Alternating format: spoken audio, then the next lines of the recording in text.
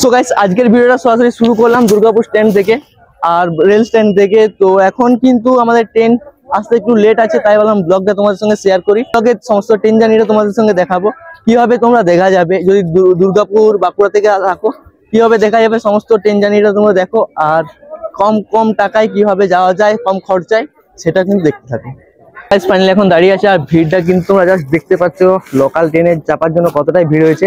আর এখানে দাদা আর একটা দাদা চেনয় সবাইকে, আর এখানে একটা ভাই আছে মুখটা লুকাচ্ছে, লজ্জা পাচ্ছে খুবই।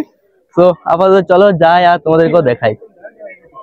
তো গাইস ট্রেন কিন্তু ফাইনালি এখন চলে এসেছে আর ভিড়টাও সেই রকমই আছে, কিন্তু চলো দেখা যাক মানে ট্রেনে কিভাবে চাপবো কত কষ্ট করে। আর অলরেডি ভিড় হয়ে এসছে, দেন তারপর চলো। হ্যাঁ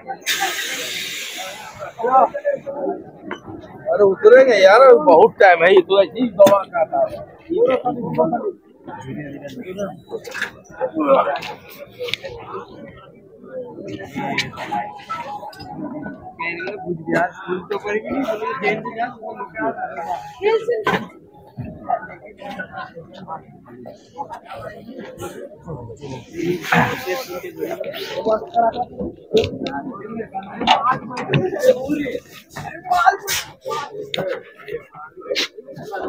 ফাইনালি এখন কিন্তু বর্ধমান স্টেশনে চলে এসেছি আর ট্রেন অলরেডি চলে এসেছে। এখান থেকে লোকাল ট্রেন ধরে যাবো হাওড়া, দেন ওইখানে কিন্তু ট্রেনটা লেট আছে।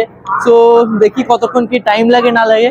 তার মধ্যে কিন্তু আমরা বাসে যাওয়ার টার্গেট করে নিয়েছি, ভাবছি যে এতক্ষণ প্রায় 3 ঘন্টা ট্রেন লেট, সো বাসে গেলে হয়তো টাইমটাও কম লাগবে। ট্রেনের থেকে কিন্তু বাসে মানে এখানে যেহেতু 3 ঘন্টার ফারাক হয়ে যাচ্ছে, সেহেতু ওই দিকটা কিন্তু টাইমটা অনেকটাই কমে যাচ্ছে। সো দেখা যাক, আগে হাওড়া যাই, হাওড়া থেকে কি করি, বাসে যাই না ট্রেনে যাই। সো তোমরা কিন্তু ভিডিওটা প্রথম থেকে শেষ পর্যন্ত দেখতে থাকো।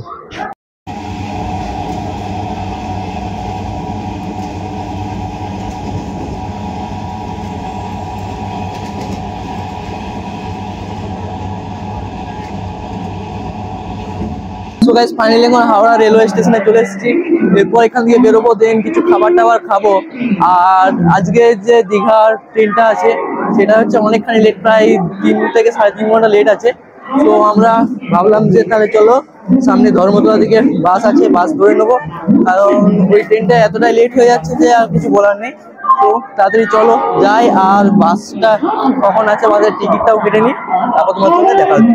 ফাইনালি এখন ধর্মতলাতে হাওড়া স্ট্যান্ডে চেপে গেছি বাসে, যাবো ধর্মতলা, ধর্মতলা থেকে যাবো বাস ধরবো, তারপর যাবো গিয়ে দীঘা।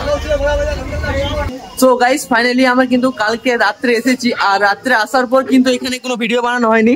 আর আমরা কিন্তু এখানে আছি, আর এখানে যে মালিক তার সঙ্গে কথা বলে নেবো। সো রুমের ডিটেলস সব কিছু জেনে নেবো, কত কি প্রাইস আছে না আছে। সো দাদা তোমার এখানে মানে ঠিকানাটা, রুমটা সব বলে দাও।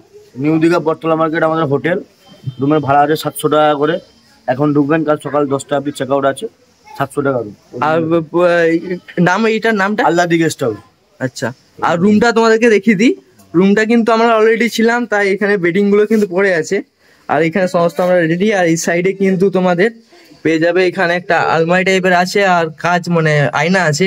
এই আয়নাতে কিন্তু তোমরা ড্রেসিং করতে পারো, বলতে তোমাদের যে সমস্ত চুলে বা মেয়েদের জন্য যদি আসো মেকআপ। আর কিন্তু হ্যাঙ্গারও দিয়ে দিয়েছে, তাই আমাদের জামা কাপড় কিন্তু অলরেডি মেলা আছে। আর তোমাদের ওয়াশরুমটা জাস্ট দেখিয়ে দিই, ওয়াশরুমটা কিন্তু ঠিকঠাকই আছে, কম টাকার মধ্যে। এখানে আমাদের মোটামুটি 500 টাকার মতো লেগেছে। তো ওয়াশরুমটা পুরো ক্লিন আর ছোটোর মধ্যে কিন্তু ভালো বটে, এত কম দামে কিন্তু তোমরা দেখাতে সেরকম কোনো জায়গা পাবে না। আর তোমাদের যদি দেখাই, এখান থেকে দীঘা মাত্র 2 মিনিটের রাস্তা, ডিস্টেন্স, হাইটে ডিস্টেন্স 2 মিনিটের। তো তোমরা যদি আসতে চাও, এই দাদার নাম্বারটা তোমাদেরকে স্ক্রিনে দিয়ে দেবো বা কমেন্টে দিয়ে দেবো, সরি স্ক্রিনে দিয়ে দেবো বা ডিসক্রিপশনে দিয়ে দেবো। তো তোমরা যদি আসতে চাও, আর এই দাদার যে কার্ডটা সেটাও কিন্তু তোমাদেরকে দিয়ে দেবো। তোমরা আসতে চাইলে দাদার কাছে কন্ট্যাক্ট করে অবশ্যই রুম পেয়ে যাবে। তো দাদা রুম পেয়ে যাবে, নাম্বার আছে, নাম্বারটা কিন্তু স্ক্রিনে বা ডিসক্রিপশনে দিয়ে দেবো। তো তোমরা যদি আসতে চাও তোমরা কিন্তু অবশ্যই এসো, দাদা ব্যবহারও খুবই ভালো।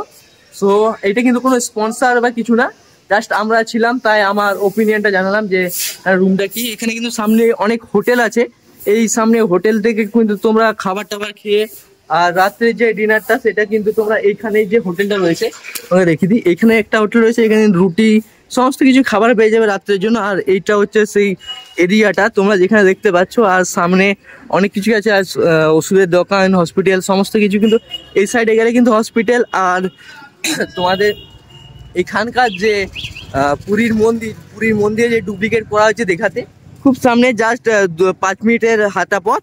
আর এখানে কিন্তু খাবার টাবার সমস্ত কিছু পেয়ে যাবে, এখানে সমস্ত হোটেল।